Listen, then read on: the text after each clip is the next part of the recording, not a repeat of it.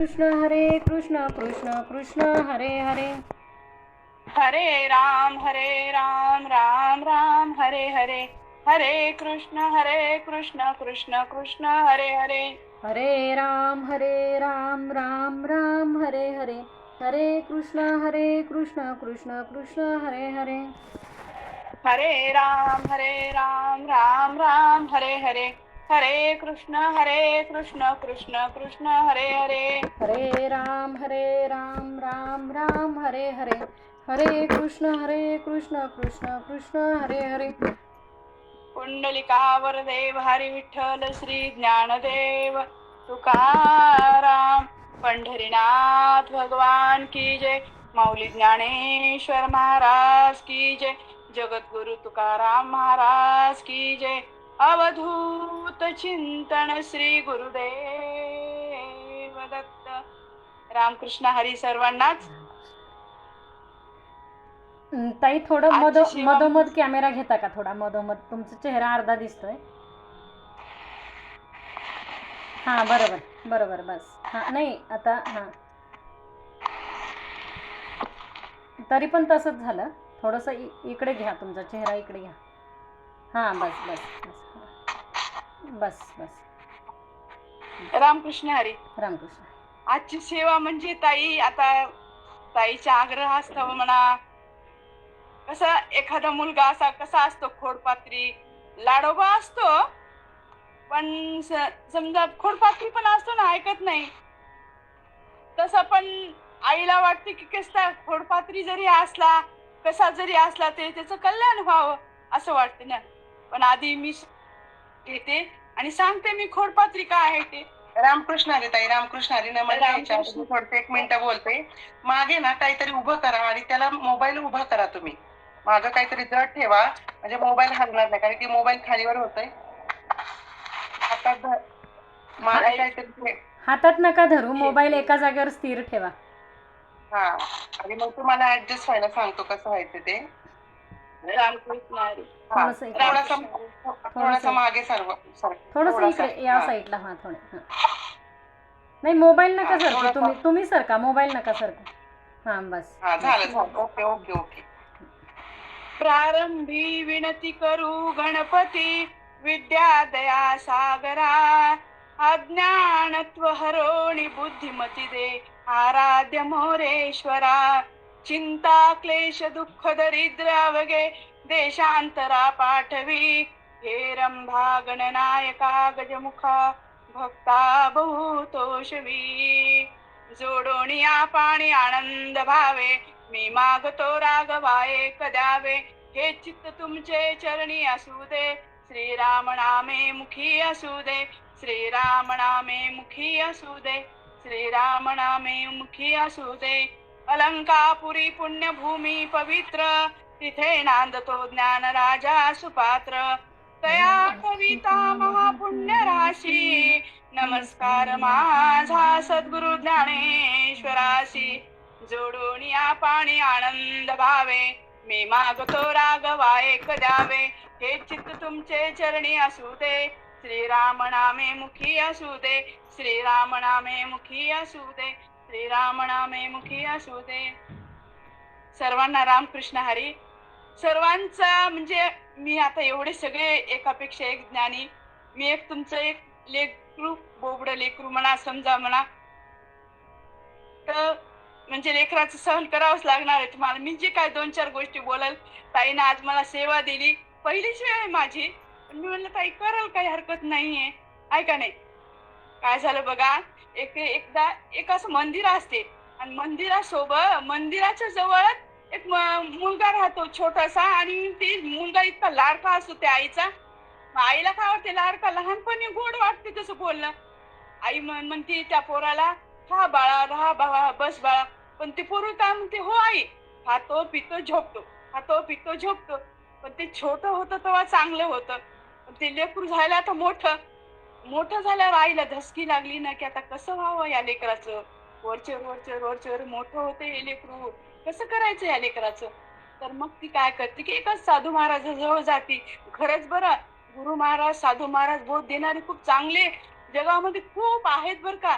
ते आहे म्हणून जग आहे, नाही तर काय नाही बरं का, शून्य आहे सगळं, खरंच आहे. मग त्या साधू महाराजाला गेले. साधू महाराज म्हणे, "हे मुलगा म्हणतो म्हणे, याला काही सांगा म्हणे, मोठं झालंय म्हणे, ह्याचं काही बोबडं बोलणंही जाईना म्हणे, आणि खायचं आणि प्यायचं आणि झोपायचं एवढंच म्हणतो म्हणे, तर ह्याला पुढे मार्गदर्शन तर करा ना तुम्ही म्हणे." मग तसंच असं आमच्यासारखं असं घर आणि असं मंदिर आहे. त्या मंदिरापाशी त्या पोराला नेऊन सोडलं. ते गुरुजी म्हणे, "आणून सोडा, काही हरकत नाही म्हणे, बाळा बस बर का, खा पी झोपी जा आणि तू असंच बोलत जा म्हणे." त्याला पण आनंद वाटला की आपले गुरुजी पण आपल्यासारखेच भेटले. मग ती बाळ काय करते, मंदिराच्या मागे झोपते. पण मंदिराच्या मागे झोपते, पण तिथं काय ऐकू येते त्याला, रोजचं टाळाचं भजन, रोजचं कीर्तन भजन रोजचं. आणि ते ऐकू येते तर ते म्हणते, ते रोज ऐकत ऐकत ऐकत त्यांना त्या गुरुजींना दुसरीकडे काम येते. गुरुजीला काम येते तर ते बाळ काय म्हणते, आपले ते गुरुजी काय म्हणते, "बाळा, मला आज दुसरीकडे कार्यक्रम आहे म्हणे, आणि तुला आज इथं येऊन उभं टाकून तुला भजन करा, कीर्तन तुला माझ्या जागेवर करावंच लागेल म्हणे." बाळ म्हणते, "गुरुजी तुम्ही मला म्हणतात, मी खातो पितो आणि झोपी जातो, मला म्हणतात." तसं आज ताईने मला सेवा दिली म्हणून मी सांगितलं. तर आज आपल्याला जनाबाई साठी सारखं उभं एक 10 मिनिटं चरित्र सांगेल, मला काही जास्त येत नाही. कारण पुत्राचे सहस्त्र अपराध, माता काय मानिते याचा खेद, देवी तू कृपाळू गोविंद मायबापा, तसं तुम्ही सगळेजण मायबाप एकापेक्षा एक येत आहे. तर जनाबाईचं चरित्र सांगते की, "सुखा लागी करीशी तळमळ, तरी तू जाय पंढरीस एक वेळ, मग अवघाची सुखरूप होशील." पंढरीला जर गेलं तर खरंच सुखरूप होशील. म्हणून जनाबाई काय आहे, जनाबाई ह्या गंगाखेडच्या आहेत बरं का, आणि त्याच्यामुळं मी पण गंगाखेडचीच आहे. म्हणून मला पण, मी म्हणलं ताई मी 10 मिनिटं बोलू शकेल काहीतरी, काही हरकत नाही. तर जनाबाई छोट्या असताना की नाही, त्यांचे आई वडील काय करायचे, रोज मजुरी करायचे आणि आपलं शेतातून आल्या, आपलं काम झालं की आपलं जेवण खाणं केलं की जायच्या कुठंतरी कीर्तन प्रवचन ऐकायचे आणि नंतर मग आराम करायचे. तर जनाबाई छोट्या होत्या बरं का, तेव्हाच्या आताच्या सारखं काही नाही ते, की आता थोडंसं रडलं की मोबाईल द्यायचं, हे द्यायचं, तसं नव्हतं. जनाबाई पण आपल्या आई वडिलांसोबत शेताला जायची आणि दिवसभर गुणगुण गुणगुण गुणगुण करायची. विठ्ठल विठ्ठल विठ्ठल भजन करायची. विठ्ठलाचं नाव घ्यायचं सारखं, नाम सारखं दिवसभर नाव तोंडातच देवाचं. मग आई वडील पण तसेच होते बरं का. "कुळी कन्यापुत्र होती जे सात्विक तयाचा हरिक वाटे देवा." मग आता सारखं नाव कशामुळे येते माहिती का? सांगू का महिलांनो, खरंच सांगते मी तुम्हाला. तेव्हा का काय झालं, एकदा सर असे क्लासला म्हणजे ड्युटीला गेले. सरांनी सांगितलं होतं की माझे मोठे साहेब येणार आहेत, आणि साहेब येणार तर थोडं लक्ष राहू दे, तुझं तुझं काम आवर, पण ते सर आल्यावर थोडं व्यवस्थित बोल, लक्ष राहू दे. ती माता माऊली काय सांगा आता तुम्हाला, ती बसली आपली 36 इंचाच्या त्याच्यापाशी, तिचं चालू तिकडे आणि इकडे स्वयंपाक चालू. नामस्मरण करून जर स्वयंपाक केला तर त्याच्यातून आपल्याला खूप सात्विकता होईल ना. मग ते सुरू केलं आणि ते मोठे साहेब येऊन गेले बरं का, येऊन गेले. आणि मग आता काय करणार, येऊन गेल्यानंतर मग आले हे सर आपले ड्युटीहून आल्यानंतर ते म्हणे, "आज काय कोणी आलं होतं का?" म्हणे. "हो" म्हणे, "आले होते." "मग केव्हा आले होते, किती वाजता आले होते?" "मी सांगू का?" म्हणे, "तुम्हाला, ते काय माझ्या लक्षात नाही" म्हणे, "पण ते माझ्या नवऱ्याची बायको काय सिरियल होतं का, कोणतं काय सिरियल होतं ना, त्यावेळेस आली होती म्हणे ती सर." आता ते सिरियलचं नाव माहिती तुम्हाला, तुम्ही जर स्वयंपाक करताना भजन केलं ना, एखादी कोणतं रामकृष्ण हरी भजन जर लावलं, तर ते सात्विकता जाईल का नाही पोटामध्ये थोडीशी तरी. मग ते सरांना म्हणाले की मला माहिती नाही, टाइम माहित नाही म्हणे कितीला आले ते, पण ते सिरियल माहिती आहे म्हणे मला. त्या सिरियलच्या टाइमला हे सर आले. म्हणजे असं सात्विक असं नसून बर का. मग जनाबाईचे आई वडील धार्मिक, सारखं रामकृष्ण हरी, विठ्ठला विठ्ठला, ए ग विठाबाई, माझे पंढरीचे आई, ए ग आणि मग जनाबाईला सारखं नामस्मरण. पण आता काय झालं, एके दिवशी काय झालं की शेतातून आले सगळे, आल्यानंतर काय केलं, जेवण केलं. चला म्हणे आपण एका मंदिरात जाऊ म्हणे. मंदिरात आज कीर्तन आहे म्हणे. मंदिरात गेल्या जनाबाई आणि ते आई वडील दोघं पण. पण त्या महाराजांनी अभंग घेतला होता की, "सुखा लागी करशी तळमळ, मग जाय पंढरीस एक वेळ, मग तू अवघाची सुख सुख होशील. मग ती जनाबाईनं तसं म्हटल्यानंतर जनाबाईला ती सारखं विचारच करत होत्या त्या की हे किती महाराज हे कराय पंढरपूरचं महत्व सांगायले. घरी आल्यानंतर बाबाला आईला म्हणते आई ते महाराज किती वर्णन करत होते म्हणे आपण जाऊत ना म्हणे आपण एकदा पंढरपूरला.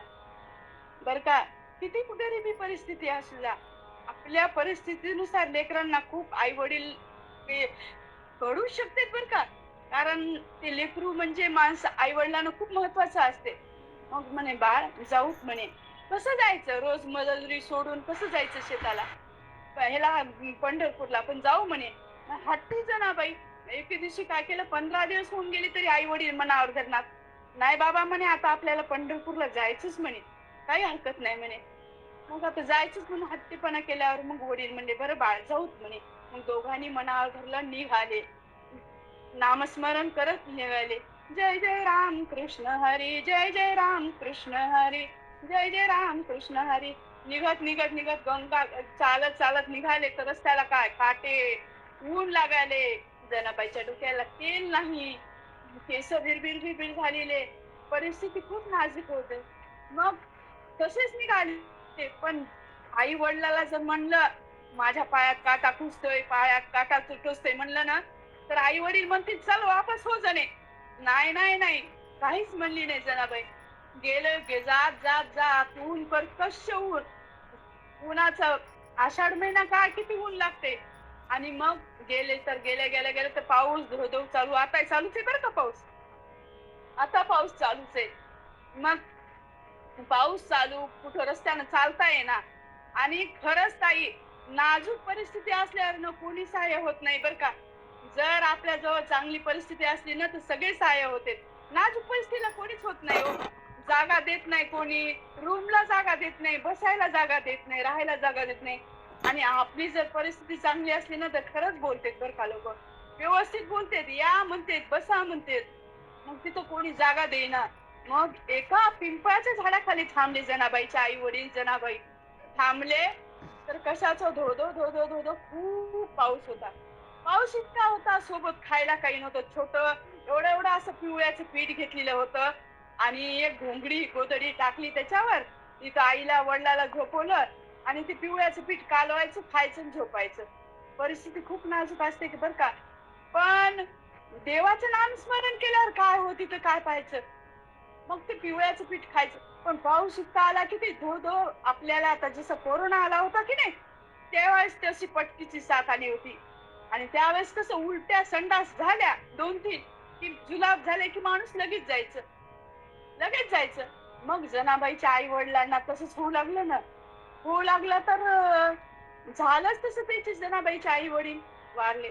तर जनाबाई म्हणते की आई मग जवळ जाते आईच्या आणि आई वडिलांना म्हणते मग आईला म्हणते आई मी तुला खायला करून देऊ का.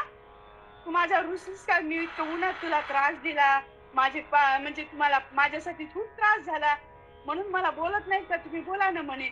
मग जाती पटकन जाऊन पीठ काढून आणती आणि आई वडिलाला द्यायला जाते ते का तोपर्यंत इथं प्रेत पडलेलं तर तिथं वास आलेला नुसता वास.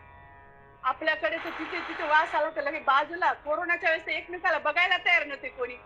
सख्खा लोक कोणी सख्खा सून कोणीच नाही लेक सुद्धा नाही लांबूनच तिकडे.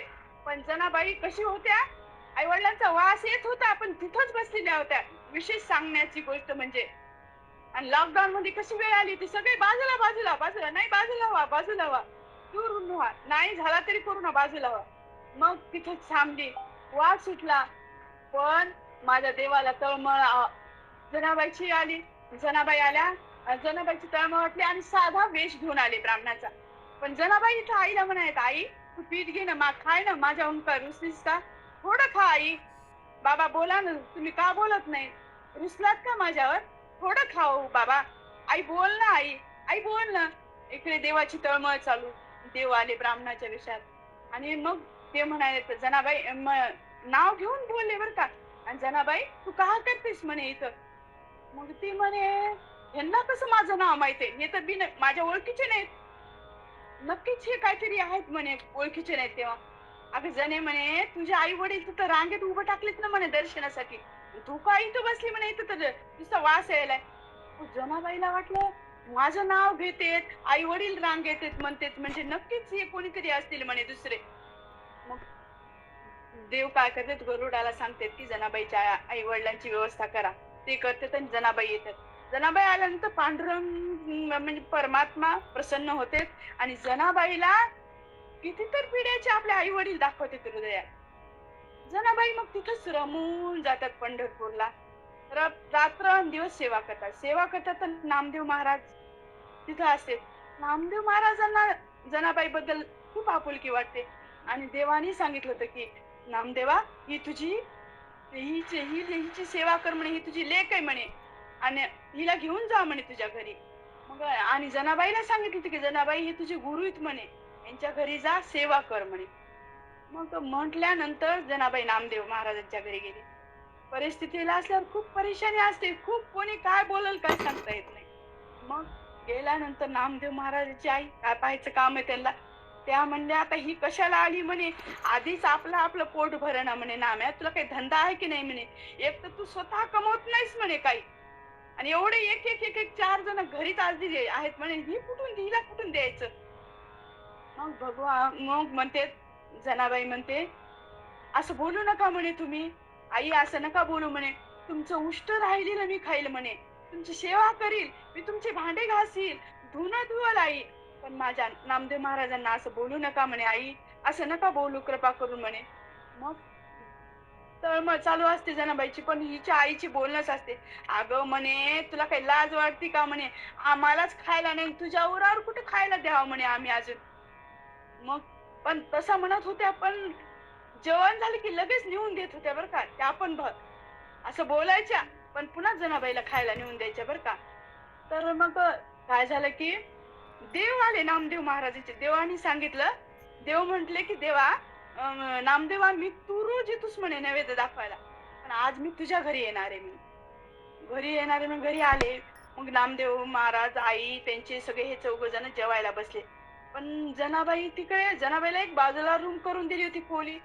जनाबाई अशा लवून वाकून बघत होत्या, वाकून बघत होत्या.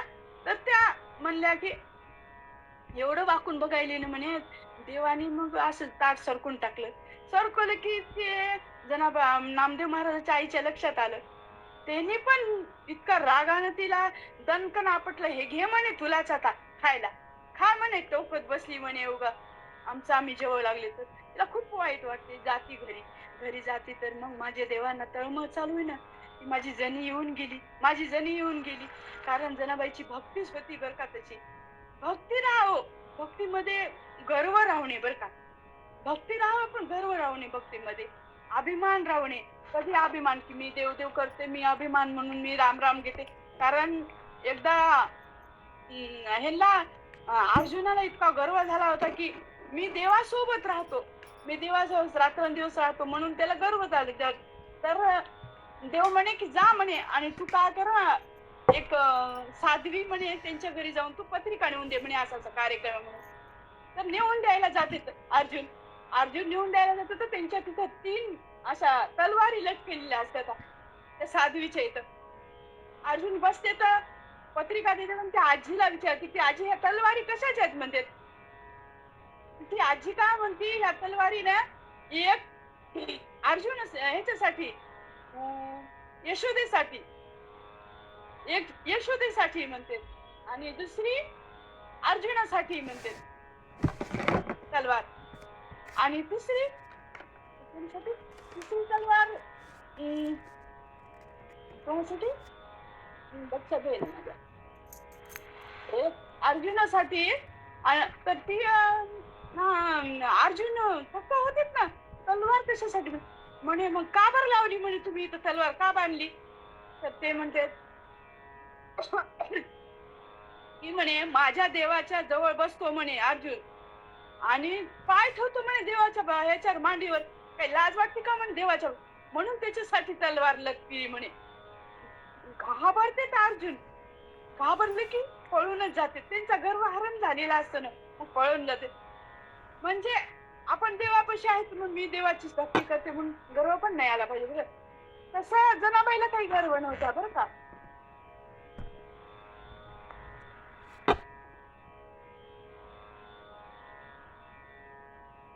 मग जनाबाईने काय केलं की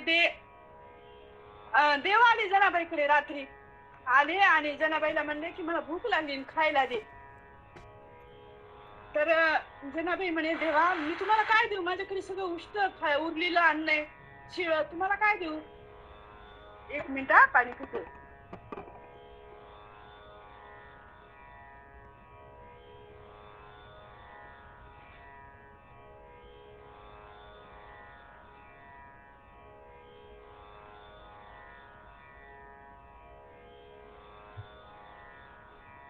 ताई तर पाऊस येतोय,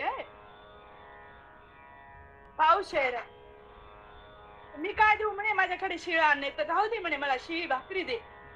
जाऊन दुर्डीतली भाकरी आणली जनाबाईची आणि खात बसली. भगवंत म्हणजे किती महत्वाचे बघा. पाची पकवान महत्वाचे आहेत का, भाव महत्वाचा आहे ना. माझा भाव तुझी चरणी, तुझे रूप माझे नयन. मग जनाबाईनी झोपल्यानंतर काय केलं की जनाबाईला म्हणजे पांडुरंगाला शाल भेटलेली जनाबाईच्या अंगावर टाकली आणि जनाबाईचे गोदड आपण घेतलं. आणि जनीला म्हणजे मग पुन्हा चल उठ म्हणे आपण दळण दळू. दळण दळायचा पुन्हा सकाळी लवकर आता आवाज यायला काकड्याचा. मग काकड्याचा आवाज आला की मग भगवंत घाबरले तर ते जनीची घोंगडी घेतली गेले. आम्ही बघितली बरं का ती घोंगडी, ती आधी बघितली नव्हती पण आता बघितली जनीची घोंगडी. गेले आणि जाऊन गेले तर आणि त्यांची शाल इथे ठेवली आणि सगळे दागिने, कारण एका राजाने अभिषेक केला होता. अहो तुम्ही अभिषेक करा, पूजा करा, काही करा, पण लोकांना दाखवायचं सगळं नका करू. त्यांनी काय सांगितलं होतं की मी अभिषेक करतो पण माझे हे दागिने, हे वस्त्र ठेवलेले आहेत ना, हे देवाच्या अंगावर 2 दिवस राहू द्या म्हणे. काय करायचं हा, 2 दिवस राहू द्या म्हणे, म्हणजे दिखावाच की नाही. मग ती शाल जणीची इथं राहिली, घोंगडी गेली गोदडी महाराजासोबत, पांडुरंगासोबत. मग तिथं सगळेजण म्हणायचे हे काय असं, देवाच्या इथं अंगावर गोदडीच राहिली आणि शाल काय झाली, कालचे वस्त्र काय झाले, देवाचे दागिने काय झाले. मग सगळीकडे चावचाव झाली ना. अशी चावचाव फार लवकर होती बरं का. एखादी चांगली चावचाव नाही होणार लवकर, एखादं बक्षीस भेटलं, एखादा कोणता नंबर आला तर ती नाही होणार बरं का, पण अशी लगेच चावचाव होणार. पण देवादिकाला हे झालं तर आपण तर कोण कुठले. मग त्यांनी काय केलं, ती शाल ती बघितल्यावर ही नक्की गोदडी जनीची म्हणे, कारण म्हणे ही ती ना म्हणे रोजचं भजन करायला, देवाचं नामस्मरण करायला हीच असते म्हणे, दुसरं कोण असते म्हणे. सगळे लोक येते जनाबाईच्या इथं. जनाबाईच्या इथे येतं तर जनाबाई म्हणे मी नाही घेतली बाबा, मी काही चोरलं नाही म्हणे, मी काहीच केलं नाही म्हणे, देवानी इथं ठेवलं म्हणे. रात्री पांडुरंग आले म्हणे पंढरीनाथ आणि मला दळू लागले म्हणे एवढे आम्ही रात्रंदिवस सेवा करतो तर आम्हाला कधी देव दिसला नाही म्हणे, तुला बरं दिसला असं म्हणत होते बरं का. म्हणजे इतकं जनाबाईचं महत्व. जनाबाई किती मनातून देवाचं नामस्मरण करत होते बघा ना. मग त्या राजाने ठरवलं की जनाबाईला सुळावर द्यायचं ठरवलं जनाबाईला. त्या सुळाचं पाणी झालं जनाबाईच्या नामस्मरणामुळे बरं का, सुळाचं पाणी झालं. आणि मग देवानी देव आले जनाबाईच्या घरी आणि देव जनाबाईला नाऊ घालू लागले. माझ्या जणीला वा झाला म्हणे, डोक्यात नाऊ घालू लागले. म्हणजे किती देवाचे उपकार असते सांगा. एवढंच बोलते आणि मी तिथं. रामकृष्ण हरी. पसायदान आपण नंतर घेऊ. रामकृष्ण हरी. आत्ता घ्यायचं पसायदान का नंतर घेऊया कविता ताई? घ्या ना ते पसायदान नंतर मग अभंग वगैरे घेता येणार नाही ना, म्हणून म्हटलं पसायदान नंतर घेऊ. ताई खूप सुंदर सेवा झाली, अतिशय गोड. म्हणजे तुम्ही पहिल्यांदाच बोललात पण भरपूर वेळ बोललात. मला वाटते साधारण आपण 9-10ला चालू केलं ना, 10 म्हणजे जवळजवळ अर्धा तास बोललाय तुम्ही. खूप छान. पुढच्या वेळेला नक्कीच तुम्ही 1 तास बोलाल. आणि छान बोललात, म्हणजे अगदी ते चेहऱ्यावर सगळे हावभाव दिसत होते आणि जसं सांगत होतात त्याप्रमाणे चेहऱ्यावरचे हावभाव होते. खूप सुंदर असं निरूपण केलं तुम्ही. खूप छान जनाबाईंचं चरित्र थोडक्यात सांगितलं आणि